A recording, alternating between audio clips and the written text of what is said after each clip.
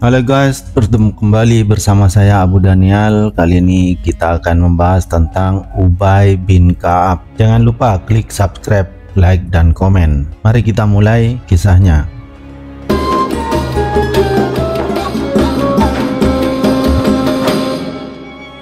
Ubay bin Ka'ab bin Qais bin Ubaid bin Zaid bin Muawiyah bin Amr bin Malik bin Taimullah bin Salabah bin Al-Hazraj. Panggilan Abu Munzir adalah salah seorang sahabat Nabi Muhammad yang terkenal dan terpandang di antara komunitas kaum muslim awal yang berasal dari suku Hazraj, keturunan Bani Najjar, Taimullah. Ubay bin Ka'ab adalah seorang dari kaum Ansor. Beliau merupakan salah seorang dari Yatsrib, Madinah yang pertama-tama menerima Islam dan melakukan baiat kepada Rasulullah Shallallahu Alaihi Wasallam di Aqabah. Sebelum terjadinya peristiwa hijrah, Ubay termasuk salah seorang yang pertama-tama mencatatkan ayat-ayat Al-Quran ke dalam bentuk tulisan. Beliau memiliki sesuatu mushaf khusus susunannya sendiri. Karenanya beliau termasuk di antara para sahabat yang merupakan penghafal Al-Quran atau hafiz. Dalam suatu perbincangan, Rasulullah berkata kepada Ubay bin Ka'ab, Allah Subhanahu wa Ta'ala telah memerintahkan kepadaku supaya membacakan seluruh isi Al-Quran kepadamu. Ubay berkata, wahai Rasulullah,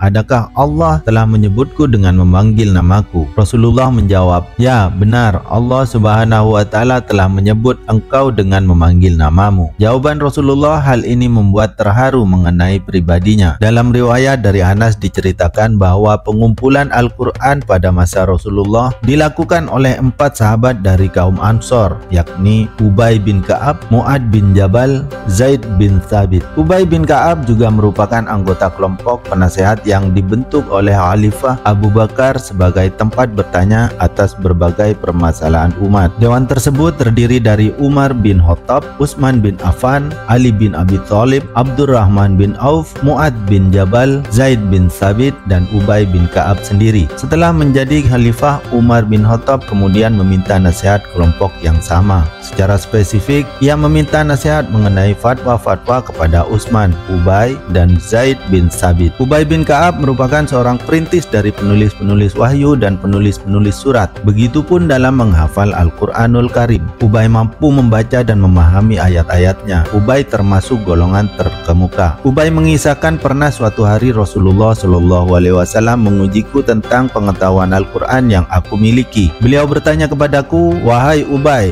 ayat manakah dalam Al-Quran yang paling mulia? Aku menjawab, Allah dan Rasulullah lebih mengetahuinya. Rasulullah pun mengulang pertanyaannya kembali dan aku menjawab dengan penuh rendah hati. Pada ketiga kalinya Rasulullah bertanya kepadaku, lalu aku menjawab, sesungguhnya ayat paling mulia dari Al-Quran adalah ayat kursi. Rasulullah terlihat sangat gembira atas jawabanku itu. Kemudian beliau bersabda, semoga Allah Subhanahu wa Ta'ala merahmatimu karena ilmu pengetahuan yang telah kamu miliki. Pernah suatu ketika Rasulullah Shallallahu Alaihi Wasallam sedang mengimami sholat dan tertinggal satu ayat dalam bacaan beliau. Kemudian Ubay membetulkan kesalahan tersebut dengan berbisik pelan di belakang beliau. Setelah selesai sholat berjemaah, Rasulullah Shallallahu Alaihi Wasallam bertanya, siapakah yang telah membenarkan bacaanku? Rasulullah diberitahu bahwa Ubay yang telah membetulkannya. Lalu beliau berkata, aku telah menduganya, memang Ubay orangnya. Ubay banyak menghabiskan waktunya untuk memperdalam pengetahuan agama dan mendapat tugas istimewa sebagai pencatat isi Al-Quran. Dia juga turut berjihad di semua peperangan bersama Rasulullah Shallallahu Alaihi Wasallam tanpa tertinggal sekalipun. Ubay mampu menjadi teladan bagi para sahabat lain karena kesederhanaannya. Keistimewaan Ubay adalah sosok lelaki yang memiliki ingatan kuat dalam menghafal Al-Quran. Ubay dengan tekun menulis ayat-ayat Al-Quran di berbagai tempat. Ia selalu mengabadikan wahyu Allah itu, baik di pelepah daun. Ubay pun menulis di batu-batu dan berbagai alat yang dia bisa gunakan untuk mengabadikan ayat-ayat suci itu. Dari sinilah peran Ubay bin Ka'ab menjadi penting dalam sejarah Islam. Ubay bin Ka'ab senantiasa berpegang teguh kepada takwa dan menepati zuhud terhadap dunia, hingga dapat berpengaruh dan terperdaya oleh apapun. Ubay selalu menilik hakikat sesuatu pada akhir kesudahannya, sebagai juga corak hidup manusia. Betapapun dia berenang di lautan kesenangannya tak kancah kemewahannya, tetapi dia pasti menemui maut di mana segalanya hanya akan berubah menjadi abu debu. Sedangkan di hadapnya tiada yang terlihat kecuali hasil perbuatannya yang baik atau yang buruk. Mengenai dunia, Ubay pernah melukiskannya sebagai berikut. Sesungguhnya makanan manusia itu sendiri dapat diambil sebagai perumpamaan bagi dunia, biar dikatakan enak ataupun tidak enak, tetapi yang penting menjadi apa nantinya. Bila Ubay berbicara di hadapan halayak ramai, maka semua leher akan terulur dan telinga sama terpasang disebabkan sama terpukau dan terpikat. Apabila dia berbicara mengenai agama Allah, tiada seorang pun yang ditakutinya dan tiada udang di balik batu. Selama berjuang membela ajaran Islam, beliau ditugaskan Umar mengumpulkan Al-Quran. Beliau termasuk sahabat yang dekat dengan Rasulullah. Telah diriwayatkan kurang lebih 164